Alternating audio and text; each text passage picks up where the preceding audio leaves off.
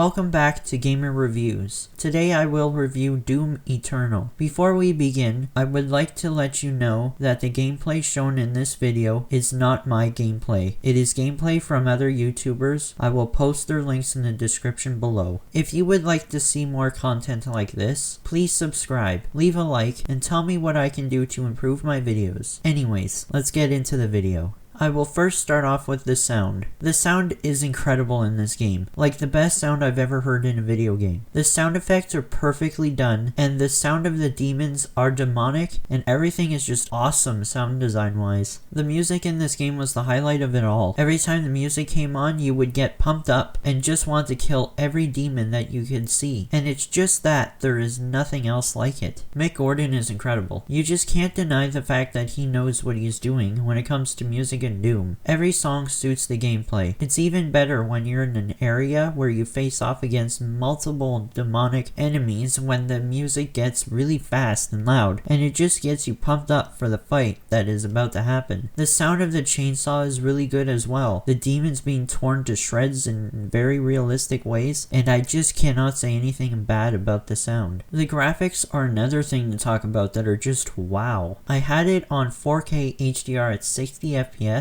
and this game just looks incredible. It just adds to the overall dark feeling of this game, because if you have HDR on, all the colors are perfect, so the looks of the cutscenes are amazing in the gameplay, and it just looks amazing. There were some parts of the game where I just looked at the scenery and sat there for a minute just looking at the scenery, because it's such an incredible looking game. I was very surprised at how well this game performed. I will admit though that the game crashed once. I do not know why it crashed, but it crashed in one of the menus. Anyways, performance wise, it was amazing. My Xbox barely got hot, and that is very impressive because the game had the Xbox running at full power and it still played flawlessly. I cannot wait to see how this game will perform on the Series X. I will now talk about the content. There wasn't much to say about content, but there are a few key things that are in this game. You can customize the look of Doomslayer, which is a really nice addition because then you can go back to the original days of Doom and make your character look like it did back in those days. And sometimes you can even change the colors and stuff like that. You also have this place, I forget what it's called, but it's like Doomslayer's headquarters, and it's a really cool place. You have a view of Earth itself, and if you go into different parts of Doomslayer's hideout, you would find things like different types of unlockables. You can get to see iconic weapons that have been used, and you even have this little area where you can go on a computer and add cheat codes and stuff. There's also multiplayer, but I'll get into that later on. There's also this place, I forget what it's called as well, but it's like an arena type area where you face off against what it seems like unlimited amounts of enemies, and from what I have played, you have unlimited lives as well. The only problem I have with the arena mode is that sometimes the enemies can be a bit too much, even on easy. What I mean by this is that there's too many enemies at once. Like there can be multiple powerful enemies coming all at you at once, and sometimes I've caught myself just hitting buttons just to hit buttons. I don't know if there's any way to fix that, but I just noticed it in my gameplay, and it can be fun, but sometimes it can really be overwhelming. I will now talk about controls. The controls were very easy to understand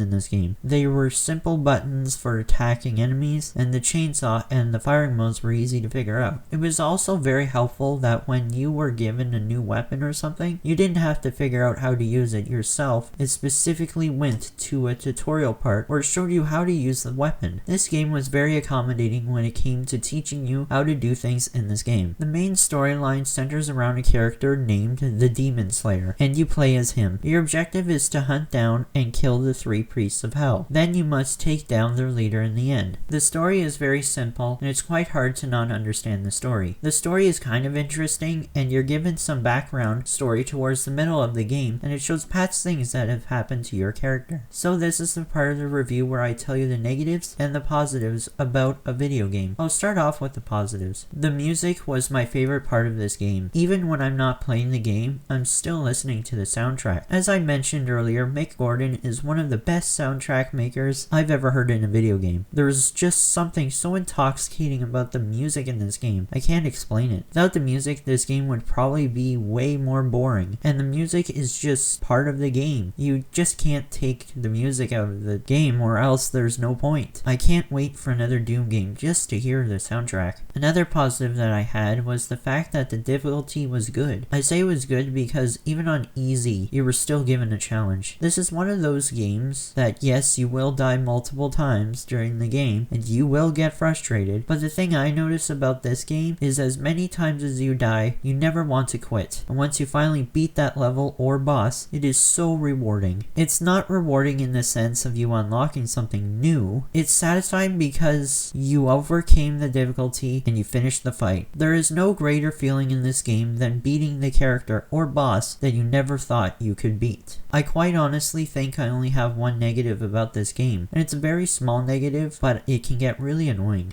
What I'm talking about is the checkpoint system, especially during the boss fights. The checkpoints can be very unforgiving. In one of the boss battles, I was playing the boss battle for 30 minutes, and I died at the last minute, and I had to restart the entire boss battle. This can be really annoying and angering. I wish they would have some checkpoint system where if you're halfway through beating the boss, then you would get a checkpoint. On the other hand, I think this is a good way of them handling the checkpoint system, where if you die, you have to restart the entire fight. Again, it goes back to my prior point that as hard as this game can get, you still play, and after you beat that boss, it is a very satisfying feeling. Having a checkpoint in the middle of the boss fight might actually ruin your whole feeling of, yes, I finally beat the boss battle. I will now talk about the multiplayer. The multiplayer is something that I didn't really get into in this game. To me, what turned me off of the multiplayer was the tutorial, because I was playing the tutorial and I was getting bored. I was very confused on what was going on, and it just wasn't a good feeling of what the game was. I do like the idea that you get to control a demon and throw as much as you can at the demon slayer just to beat him. Compared to the campaign and the story, multiplayer is not good to me. Don't get me wrong, I'm sure many people love multiplayer. I have seen multiple reviews where they said they really liked the multiplayer. To me, the multiplayer was just not my thing. This game was never boring. I was always interested in where I was, and the maps were big and the enemies were different. There were so many enemy types that you wouldn't get bored of gameplay ever. The replayability of this game is incredible. Even after unlocking everything, you still have loads to do. Like just arena mode alone could offer you hours of endless fun. You can even replay missions, which is a really nice thing to do, and you can even play the game at harder levels just to make yourself better at the game. There's just no downside to playing this game over and over again. So this is the part of the review where I tell you whether or not you should get this game. As you probably can tell by now, I would say yes, get this game. If you do not get this game, you are missing out on something. Of course, this game is not for everyone, but I can honestly say most people will like this game. It's horrendously violent and gory, but oh my god, is it just so much fun. If you have Game Pass, download it. There's no harm in downloading this game. If you don't have Game Pass, or if you play on PlayStation or PC, you should seriously still get this game. This will not be a waste of money, I guarantee you. So that's the end of my review for Doom Eternal. Thank you all so much for watching, and let me get back to playing some Doom Eternal.